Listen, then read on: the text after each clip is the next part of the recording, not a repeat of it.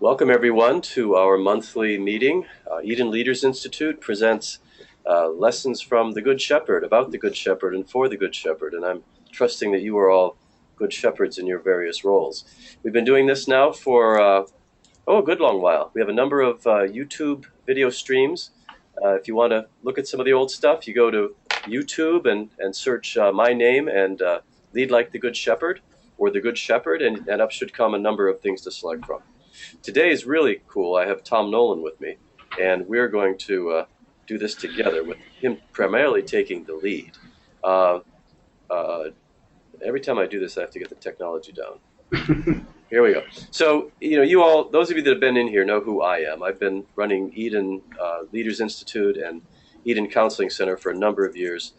I've had the privilege of taking various leadership roles over the years, and in the last 5 years, although I've been counseling and coaching leaders for 30 years, the last 5, that's really my focus. So what we're doing here is really close to my heart, very important, that we are able to get together, talk about, and promote healthy leadership principles, both from the Bible, from social science, and as Tom shares today, from models from other leaders who are effectively running their organizations. So the Institute has existed for quite a while. We rebranded it just a few years ago with the goal to really help leaders in the mental health field. Those are the trainees that I work with right here in Norfolk, Virginia, but pastors and business leaders around the world, as those of you from Romania are tuning in. I'm so glad that you're here with us today. So we do this every third Thursday at noon. You can look for the YouTubes, and for those who have access to us, I want to get involved in personal coaching and consulting. It can be done online, face-to-face. We do a variety of ways with this. And Tom himself is a consultant and a coach. Tom and I first met in probably was December of 2001. Tom was introduced by a mutual friend, and he had been actively involved with World Vision and distributing donated funds to individuals. And I think our first meeting, Tom, we cried together and laughed together, and we established ourselves as friends. We connected right away. And over the years, we have collaborated together. Tom is on the Eden Leaders coaching team, and we bring him down to we had a big church we did. Tom came down, Richard Kidd and I and Becky, and so we function as a team whenever possible. We enjoy each other's company, we enrich each other's lives, and we bring skill sets that are complementary. So today we're going to have Tom the teacher on board, sharing from his vast store of wisdom. And here at the beginning, you'll see his email. At the end, we have his website. He's got useful resources there. Just FYI, that email is T Nolan, not Tom Nolan. All right, let's fix that. First adjustment. Everybody take note of that, because I got a Tom Nolan at the end too. So good. Okay. So it's tnolan@growthmission.com, and his website is of a similar. And it's .org. There we go. And I probably have it wrong twice. Growthmission.org would be the website. All right. So let's get off this slide into Tom's business. So mostly his is correct. So I'm going to change presenters, Tom. I'm going to stop showing this screen. I'm going to change presenters, and you'll have to accept the invitation. And that should be coming your way. Got it. All right. And Tom's taken over.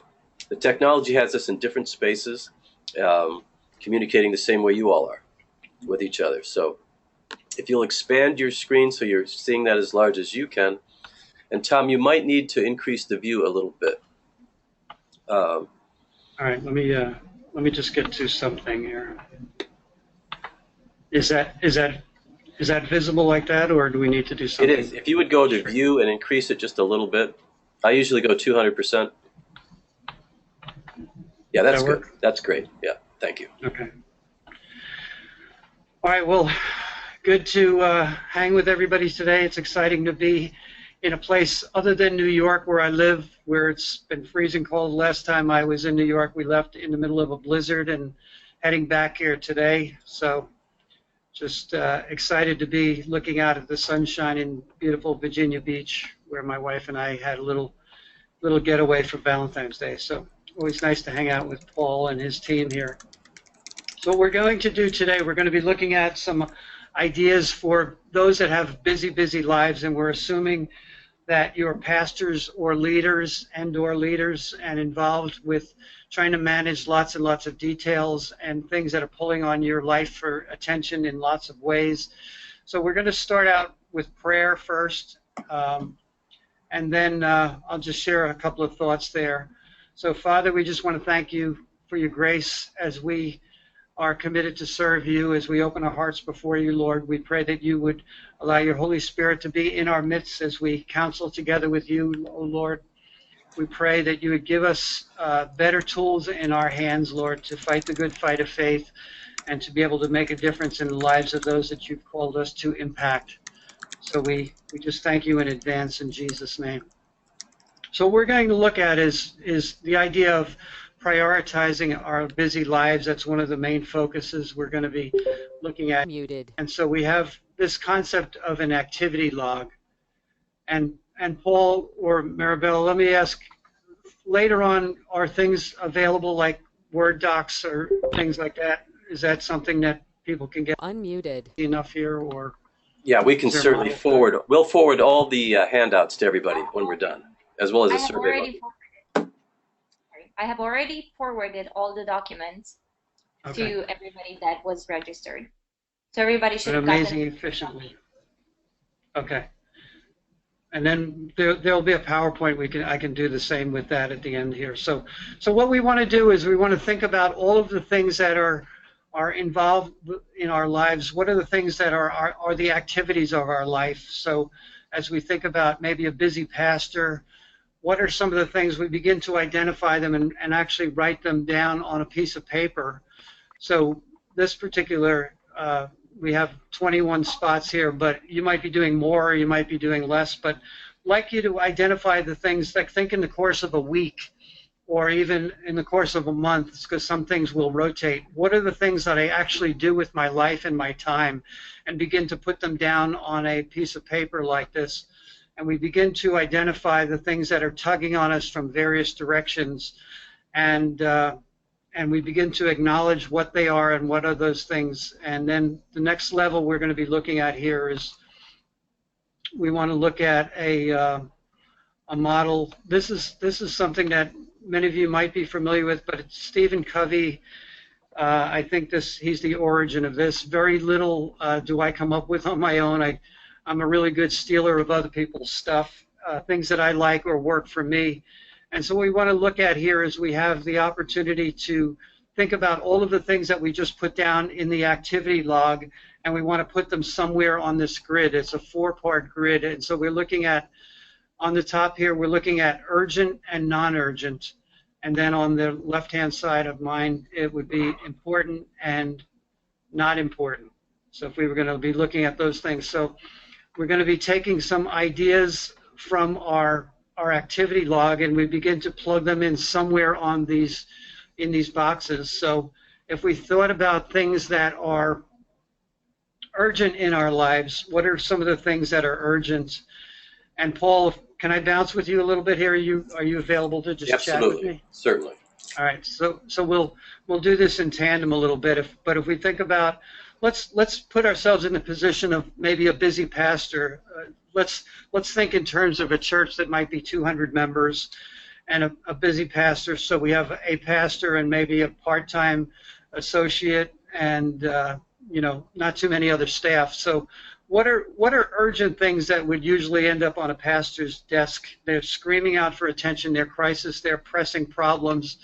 They're deadlines or emergencies that they're in front of them on a continual basis. Can you give me a couple of thoughts, Paul? Let me take a second here and remind everybody that you have a control panel with chat, and if you have any, I'm going to monitor it. And so if you have a thought or a suggestion or a question, so like when Tom throws this out, if you're a pastor and something pops into mind, send it to me and we'll share it. So you can just write chat and share it, and you can join us. So that's great. So Tom, we're looking at urgent and important or unimportant at this point. Let's just look at the urgent top left quadrant here. Okay. So things that are urgent and important. So you may be a pastor and there's a crisis in a family, and so you have to mobilize ministry quickly. That would be something that, somebody died or somebody's gravely ill. So that would have high importance, and it would be urgent because it needs immediate response. Right. So then we have this other category. It's important but not urgent. So if we think about a couple of things in that category, what would come to mind for the same individual, same busy pastor? What's happening in their lives? So let's say the pastor has an open, transparent relationship with his members, and they're free to criticism. So he gets emails that they didn't like this song, or they didn't like that bit of the sermon, or they felt left out of something. So their relationship is important, but this is not an urgent matter. Odds are that's a chronic complainer anyway, and it's an ongoing kind of process to work with it. So we would probably put that in the non-important bottom right-hand column, right? Like something like that. That it's not urgent, and it's probably not that important. Okay. Sometimes those things can fall into an important category because they're we have to put out a fire or something like that. But in this category, I think in terms of like health is one of those issues for so many pastors around at least in the U.S. Health is a gigantic issue. Taking care of your diet, getting to the gym, getting some exercise in your life, marriage health, relational health, extremely important but not urgent. Their marriages tend to be one of those areas that we're busy, we're cooking, we're doing all kinds of things, but it's not screaming out for attention until such a point, and sometimes it moves over, and that's where we need Dr. Paul Van Valen to intervene in our lives here when it starts screaming out for being urgent on the other side. So what else strikes you, Paul, as like important but not urgent, like things like that from even from a clinical point of view, people you're involved with that Okay, so you've opened so you've focused the arena on, I get where you're headed with that. Thank you very much. So marital health, mental health, recreation, one's personal spiritual health, all that health business and all the domains would be really, really important, but not urgent. right.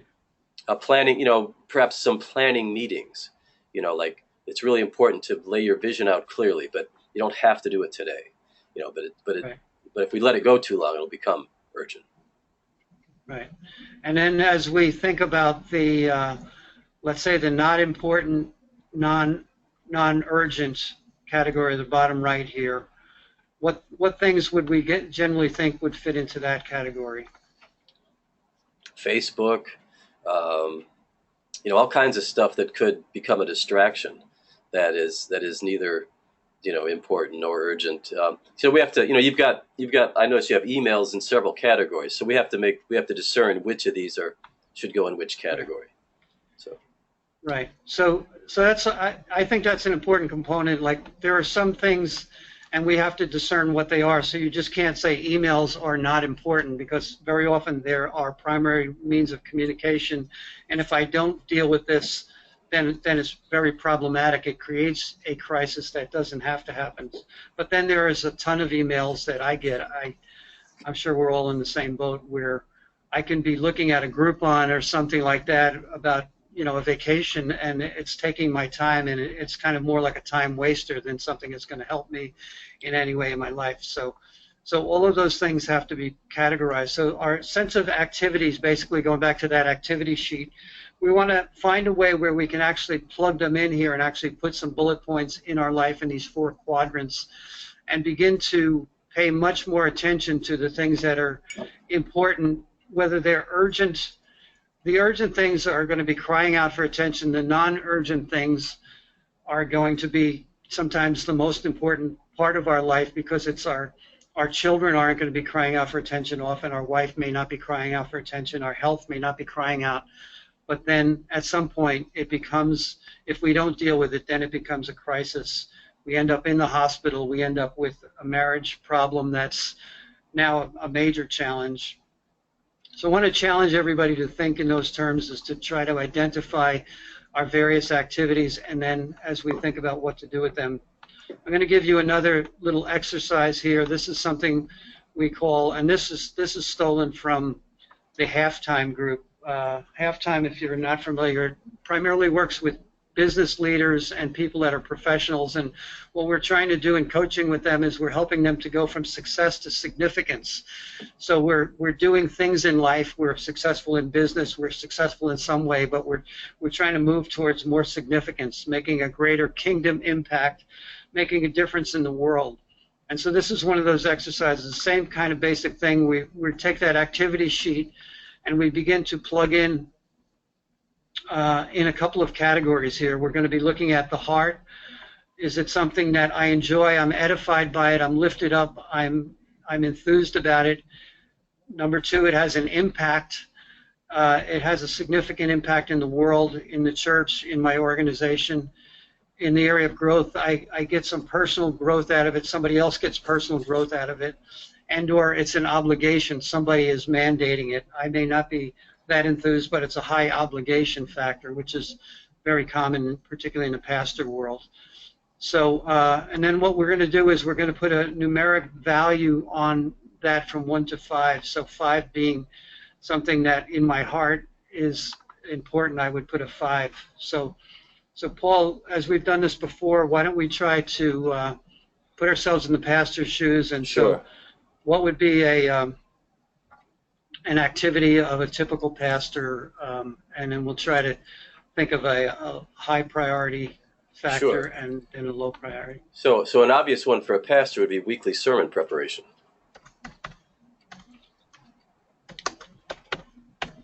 Okay.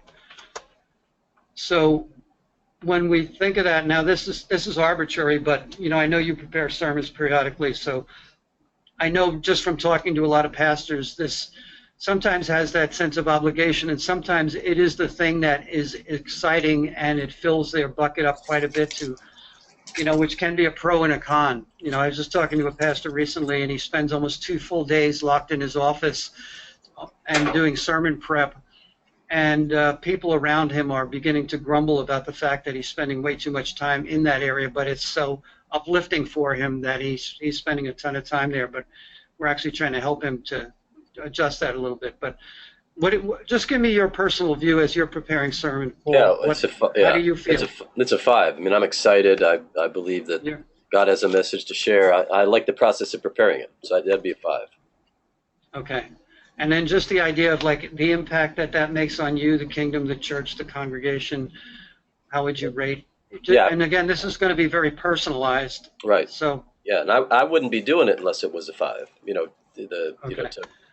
Requires a lot of transparency. You're sharing of yourself. You're sharing of your walk with the Lord, trying to lead others. So hopefully it's, you expect it to inspire others. Right.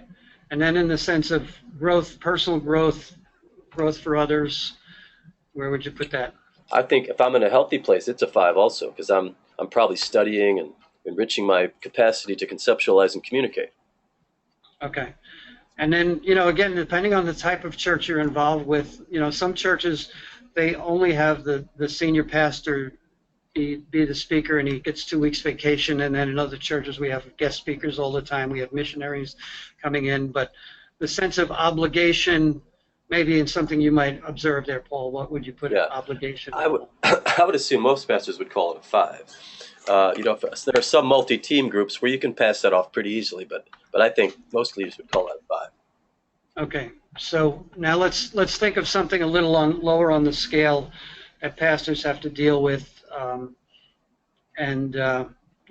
think we could be a little tricky in the area of, let's say, counseling, since this is your sense of expertise, and you would have a lot of informed understanding about this. But let's say the area of counseling folks in the congregation. Oh yeah, that's good, because I've talked to pastors. One guy said, if I had to do what you did, I'd just jump out the window and hope that the world would change, something like that. So yeah. So let me play people I know.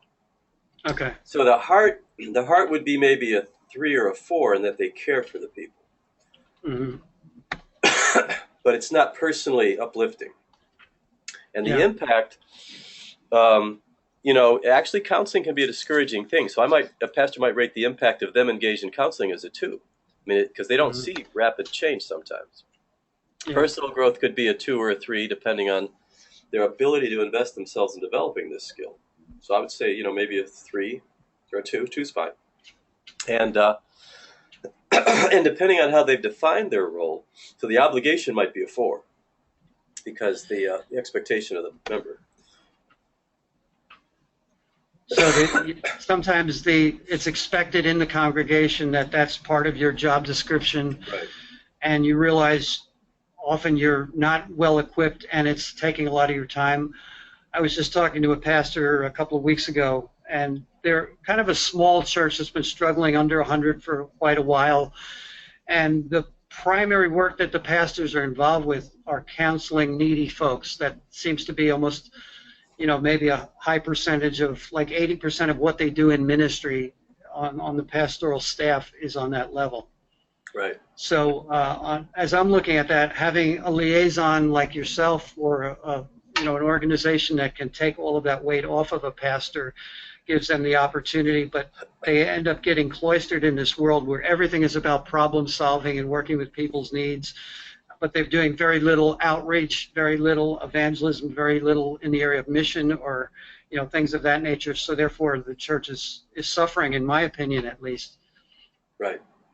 Right. And if I was a pastor, even if I loved counseling, I would make sure that did not become my main, time commitment. So I would, as you said, outside resources, developing lay ministry, finding those leaders that have the natural gift and giving them the empowerment and developing the culture that people can move from the pastor to somebody who can actually do better than me. That would be high priority in terms of development. So as we start filling in this, all these activities, you could see that as you're honest and just asking yourself these questions as you're going along, you'll find at the end on the total side, you'll find some that are 10, 11, very low numbers, and then some that are high on the 20. And very often that speaks something to us about what we should be doing. At least it's something that gives us edification. It has value, and then we see things that are creating very low value and things that we probably should be thinking about cutting out of our life in some way or delegating to somebody else that they might be more inspired, or farming it out even to an organization like Eden that does that with great expertise. But we can actually use this whole model as a problem solving. As you and I are talking now, Paul, what's even coming out of our mouths is solving problems for, we can do this, we can do that. It's just the natural outworking of understanding some things. Once we start doing some measurements, we understand that there can be something we can do with that. And so it's very challenging for a pastor or any kind of leader, whether you're a nonprofit leader, business leader. I'm not sure exactly who's on the call here, but everybody fits into this kind of thing somewhere. We're all doing some things that are not, our heart is not in it as much. It doesn't have an impact. It might have a high obligation.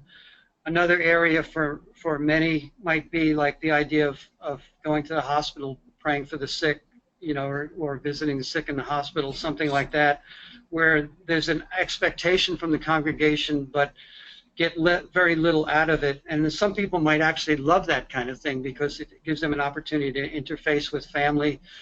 And it all depends on your gift mix and your calling to some degree, I think.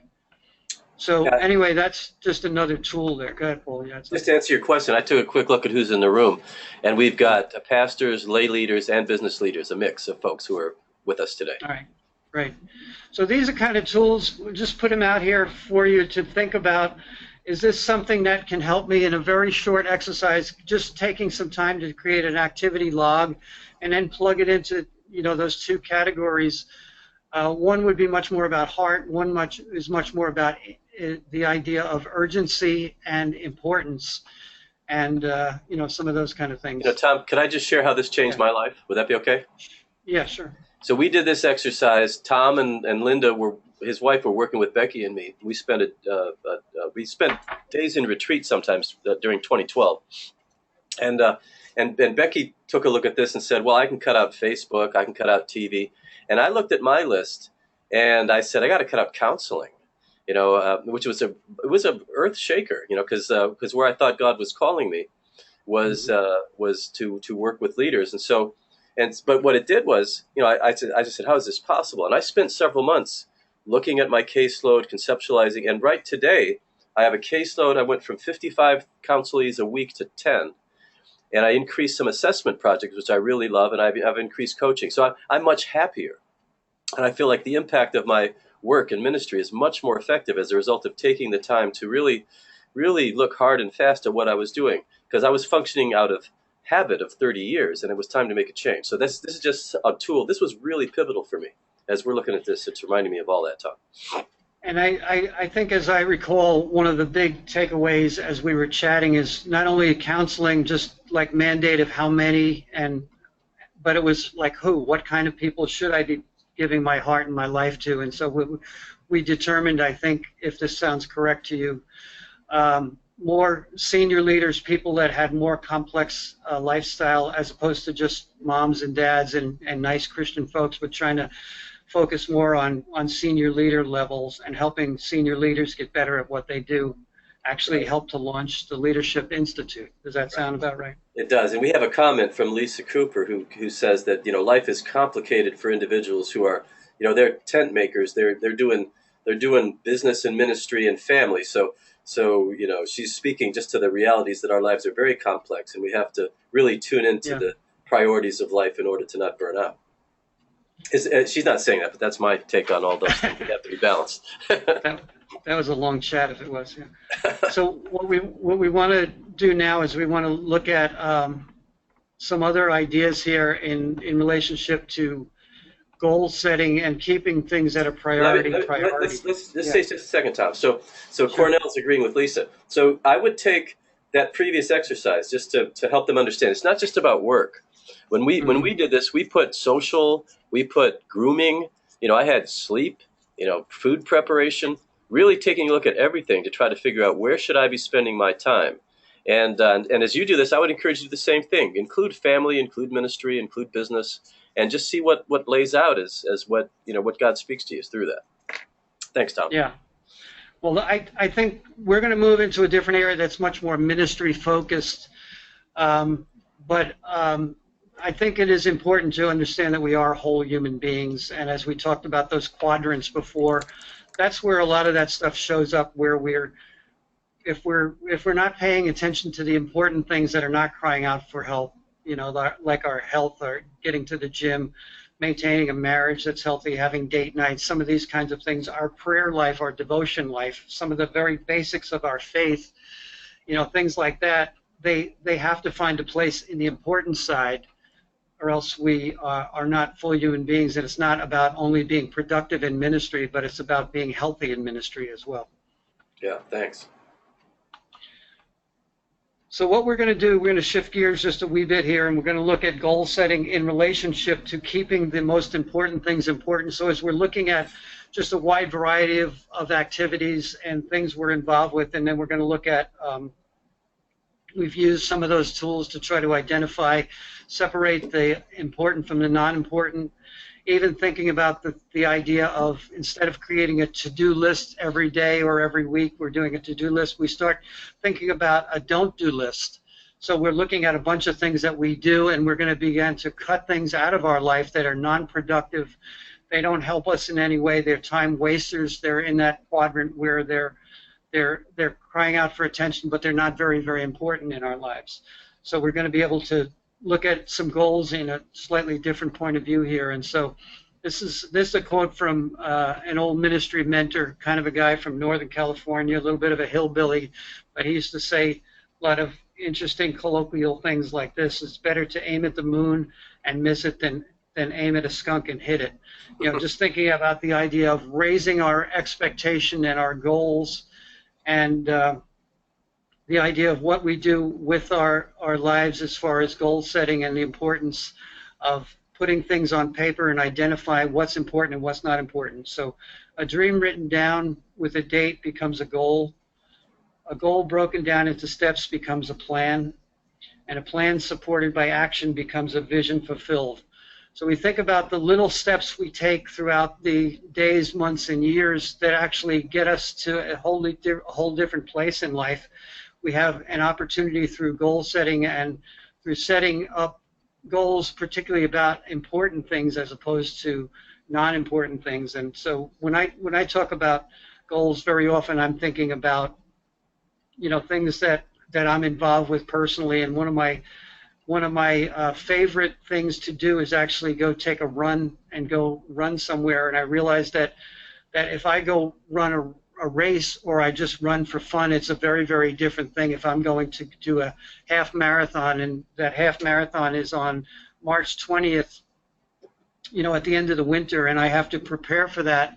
I have to set little deadlines along the way. And anybody that's done a race, you realize you generally do some very basic training, but then you do a long run every week. And so on your Saturday or Sunday, you're incrementally advancing only maybe sometimes a mile, but then you do that enough times and now you're running 18 miles on a weekend or something like that. But it's just tiny little incremental changes that get you to a marathon or half a marathon, but your body has to be prepared to take those things. So we're going to look at the idea of SMART goals, which are probably familiar to a lot of us, but we're going to look at it in context of one of these another planning models that we're going to look at called a 6x6 planning model. So a SMART goal, they need to be S for specific.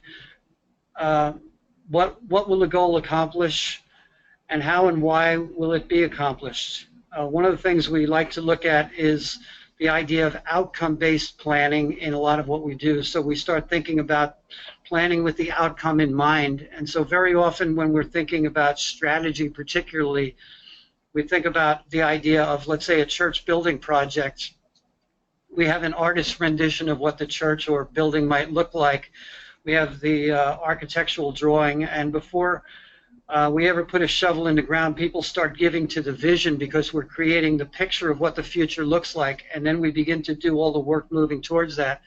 And almost every strategic plan has the same sort of components. We're praying, we're asking God, we're counting the cost of our resources and our time, and we're saying, what, oh Lord, is your call in my life? What is the future supposed to look like? And we create a vision or an outcome of the future, and then we begin to plan for that with various goals and things. So SMART goals, S is for specific, M is for measurable.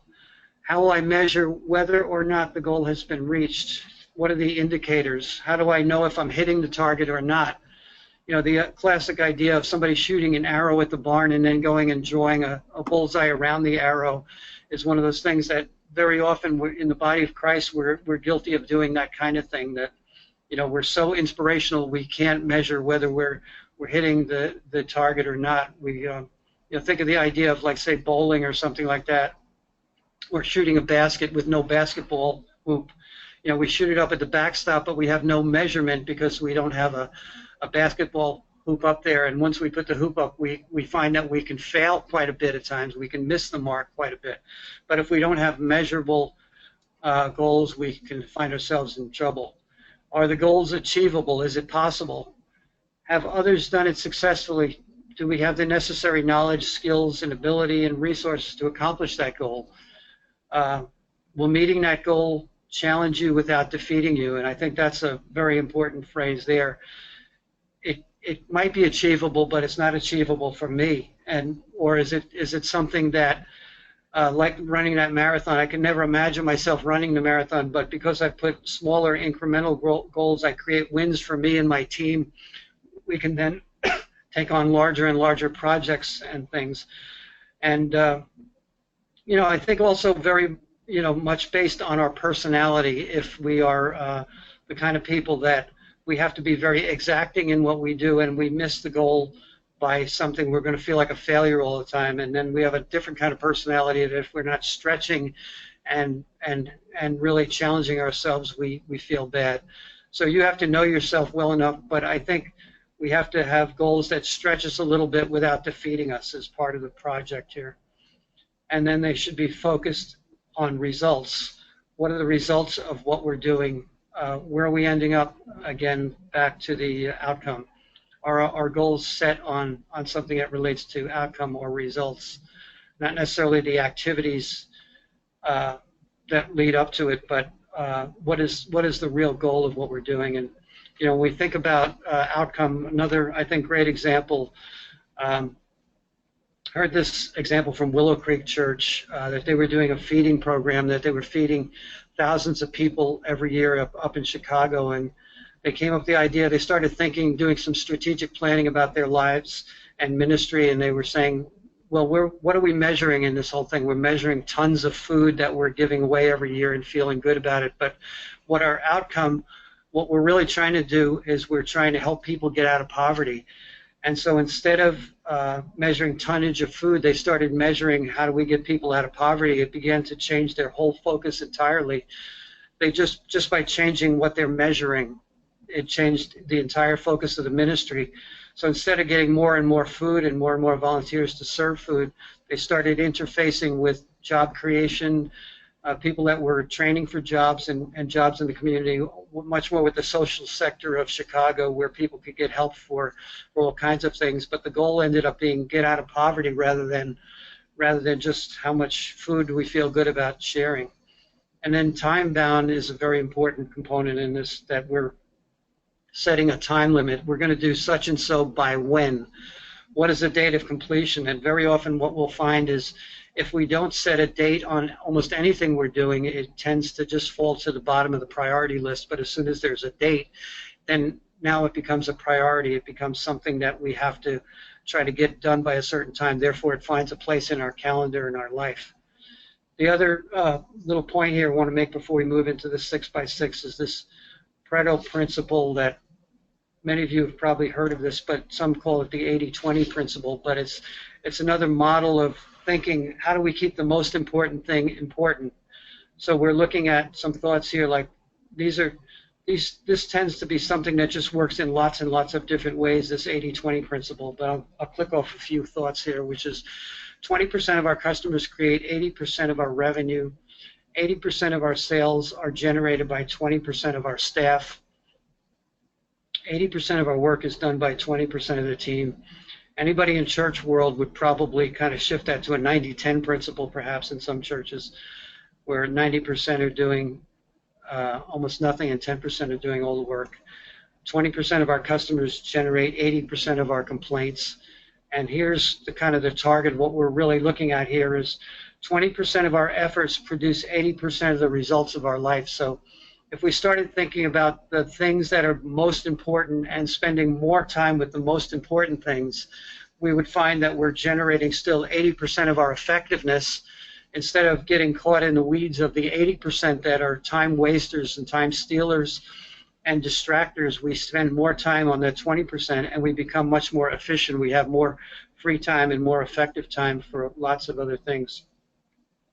We're going to look at something, we call this a 6x6 planning model. And this is what this looks like in a Word doc. And I'm just going to pull up a live version of this here, if you give me a sec. And what we're looking at here is we're looking at trying to get down to the most important things. So what we're going to be looking at here is we're going to be saying, what is our most important? If we had to narrow down our year into our top 3 goals for the year, what would be the top 3 goals in a 12-month cycle of our time and our effectiveness? What would be the top 3? So of all the things that are pulling us in lots of different directions, if we only pick 3 and we said, if we hit these 3 as our 20%, that's going to create 80% of our effectiveness, what would those 3 things be? And this can be kind of a challenging exercise, but it is a really good exercise. And so instead of doing like thousands of things, what are the 3 top things? And so Paul, again, could I call on you a little bit just to think about like a church perhaps that is, you know, like in that category we talked about before. What would be, you know, maybe a good year-long goal for a church to be thinking about? Like, is there? So I'm thinking about a real church, and Okay. and it's raised $2.5 million. Okay. That's a good-sized church, maybe? Yeah, it's a good-sized church. They're in an expansion. They're in a building program. All right. So that's a fine goal. So then, what would be our maybe number 2 goal in there? In a real church. Establish standards of performance for all staff and volunteers.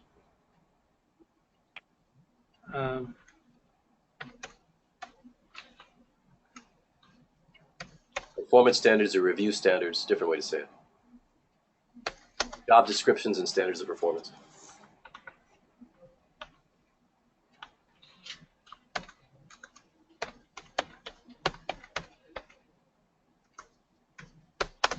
Okay.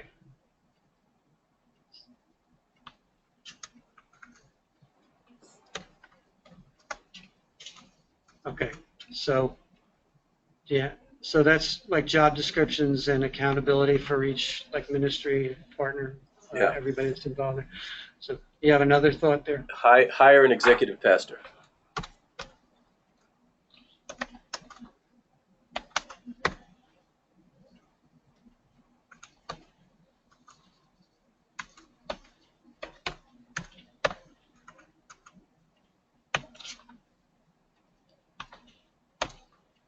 Okay, good. So now what we're going to be doing, so this is like a year-long thing, and maybe hire an executive pastor would take less than a year, possibly establishing standards of performance depending on what, but what we're saying is if we did these things, they really help us to get to that maximizing experience. Some may not take a whole 12-month cycle in order to get there. But what we're going to be doing in relationship to that is, so these are yearly goals. They have to be big, audacious goals. They have to be challenges. And then what we're going to be doing is we're going to be looking at, so here's our we're looking at in 6 weeks of our, looking forward 6 weeks, we're going to be attaching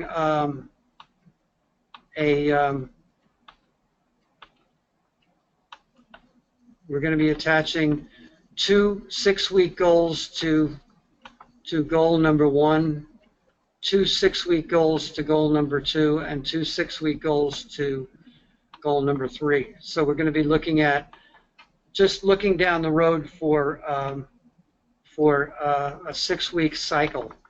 So if we're going to raise $1.5 million or 2.5 million, sorry.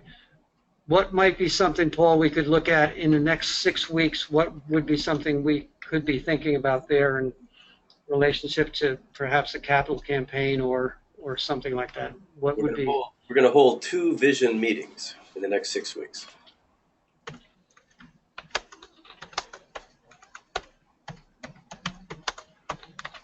Okay. All right. Can you give me another thought on the 2.5 million? Yeah, the other goal would be we're going to, the next 6 weeks, this particular church is highly partnered with many institutions. We're going to create a list of potential partners in this effort because of the nature of the structure we're building. So we're going to identify key partners in the business and government that may want to partner with us.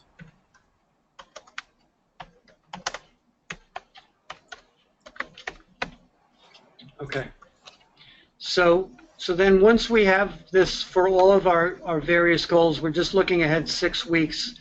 What we're going to be doing week after week, so these other 2 columns would be a weekly experience, and so we're going to create a progress, how did we do, and a priority, what are we going to do next week. So since we're just starting the first week here, we have no progress to report on, but what could a priority be for next week? So actually, I do. Last week we had a special service celebrating what God's going to do. So last week we had a celebrative service. Okay. Which was vision casting and celebration.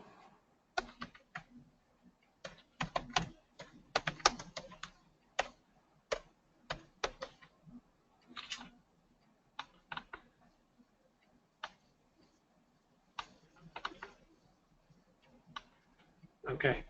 So we're reporting on what happened, and then so next week, based on that goal there, hold 2 vision meetings. What would be something? What might be a goal for next week? Personal invitations are going out next week for these 2 meetings.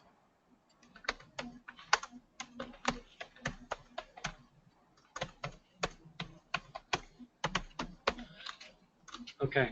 So we kind of get the idea of what we're doing here. We're we're trying to get everything we're doing throughout our week to be moving towards our top 3 goals. Now, if you have a staff or a team, we have the same kind of scenario. You want to encourage them. Sometimes it's related to your goals. Let's say you're the senior leader, senior pastor, and you're looking at this. Your goals might be that of the organization, and so you may want everybody to relate to your goals, or it might be a very different kind of a thing where you're this, let's say someone you're reporting to, their Sunday school director, and they have very, very little to do with raising funds, but they have to do with, you know, some other portion, but they have their own 3 goals. Sometimes they would interface with your goals, and sometimes they would not. But one of the things that happens with this particular model is we have the opportunity that in a glance we can look at what we're doing, and what we're trying to do is every 6 weeks we're going to re-envision another 6 weeks into the future on this left-hand column. But every week of the year, 52 weeks, we're going to say what was our progress and what was our priority in relationship to that. So we actually have a document that happens every week. We're going to redo this every week to get our sense of what we're doing and what's important. And so we have a record, and if we have, let's say we have 10 people that are reporting to us on our staff or a team, we can literally, once we've walked with them and I've identified some of the goals in their life, what is something that should be in their top 3 goals, and we kind of bounce with them a little bit on the idea of what would 6 weeks look like, and we're all in agreement. Then this other side is really, it's a 5-minute or almost a glance. It takes very, very little time, and what happens is you have the whole team moving together in the highest priority that can happen for them. It doesn't get into the minutia of everything you have to do in life, obviously, but it keeps the most important things important. And if you have somebody to report to, one way or another, some accountable person there, you know, you're reporting to the senior pastor, you're reporting to the board chair, you're reporting to somebody in the team, they can really look at this in a glance. And my suggestion is really that something like this would be done on, like, the end of the day on Friday. We take 5 minutes and we fill in our progress and our priority. And then every 6 weeks we take about 15 minutes maybe and look into the future and say, oh Lord, based on our 3 big goals here, what should I be putting before me for the next six weeks? And then begin to walk it out. And my personal experience is you would be amazed at the kinds of things you can accomplish, much like going back to the idea of like running a marathon or something like that. You can't imagine you can go out and run 24, 25 miles on a weekend just to prepare for a marathon, but it can be done in little incremental steps. And the same thing with these kind of planning models. When you take little chunks of life that are not exhaustive or abusive, they don't challenge us. They're just little things that we say, this is something I want to do, therefore it's in front of me. And we look at our 6x6, you know, once or twice a week perhaps. But eventually it becomes a habit in our life. And if we got our whole team moving in this direction, we have an amazing opportunity to move the team together in priority and in a structure that is not exhaustive. So many of our planning models that we use out there are extremely challenging and time-consuming, and they're so detailed that we get lost in the weeds. You know, a lot of us on this team, we also have used Asana. If some of you may have used that, or there's another one called Slack that I've used with different organizations. So I tend to work with lots of different organizations, and so having another one of these planning tools is very, very helpful to be able to track specific information back and forth with, and that's a place you can really get into the minutia, where emails and Excel spreadsheets and things all happening in the same place related to a project. So if you haven't looked at one of those models like Asana, then I would highly recommend looking at something like that for the details and keeping your team on track. But this is one of these things that has proven to be a good tool over the years. Almost every pastor that I get involved coaching, I'll move them into working with this at some point. Some are more resistant. Some like it and it helps them keep their feet to the fire. Some are just much more relaxed in their way of approaching life, and it becomes a challenge. But most often people are very, very thankful once they kind of get into that world and they start doing some of these things. So, amen. Anything else, Paul, we should be thinking about here? Yeah, let me share realistically how this got implemented in my life. So, Tom probably showed me the 6x6 about 6 years ago. Did you get that from Hybels initially? Yeah, I think he originally, I was working with Hybels' team doing the leadership summits, global leadership summits in New York. I was like overseeing 11 sites, and so we got to interface with the team and the staff quite a bit there, and so I'm pretty sure that's where we stole it from originally. But working with the New York City Leadership Center was my main job, and so we did this as a staff for many, many years. So at the end of the year, we would have 52 of these things every year and look back. And when you were trying to do, as you were talking about with your team, Paul, like a performance review or something like that, you realize that you have a great record of, some things that you can look at. Right. Go ahead and make me the presenter again, and let me put the last slide up while we complete our conversation, but they'll have the resources. So if you'll sign out of your screen, and let's see, you send it to me, show my screen, there we go, and amazing technology. And let me find our last slide here so they can be seeing this. So just a quick run here and then we'll wrap up. Those of you that are local, Bonnie Herb is holding workshops for attention deficit disorder for adults and teens. There's several of them. You can call for that. YouTube our stuff. Here's our website, Tom's. Do I have that right? Growthmission.org, Tom, this time? Yeah. But it's T, Nolan. Let's do this right. Give me just a second here.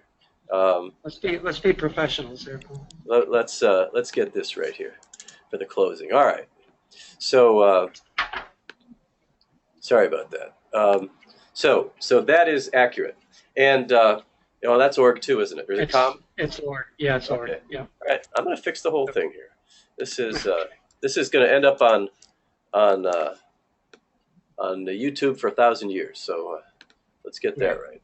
Okay, so that's how you can reach both of us. But Tom, you started coaching me in 2012. You tried to get me to do the 6x6. You were gracious. You weren't pushy, but I just never got around to it. So I hired Tom about 4 months ago to teach my staff how to do this, and it was another 3 months. And just because life is crazy, I have 3 people quit. I have this nuts stuff happen. But I finally have been doing it for 3 weeks, and this has been after years.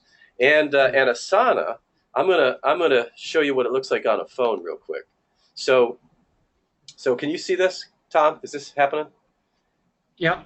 Okay. So this is so easy. It sits here on my phone, and I can hit that thing, and it opens up, and then I have access to my list, my staff's list, and a thought comes to mind, and I give them a task, and I give them a deadline, and I can follow progress. And so my problem was, I had 2 calendars because we do billing things, so there's all this confidential stuff. Then there's my personal stuff. And then I literally have 1,000 emails sitting unopened that I have Mirabella, my communication specialist, weed out for me. And that was just inundating me with nonsense. So pretty much now I put my tasks in here. I put their tasks in here. I check it every morning. And we've now established a regular, for a few weeks, we're going to all do this together. So we have a Monday morning meeting. We're all going to look at our 6x6s. And that's going to generate great communication. So I'm excited to have Tom. Tom was in town, which is why we did this today.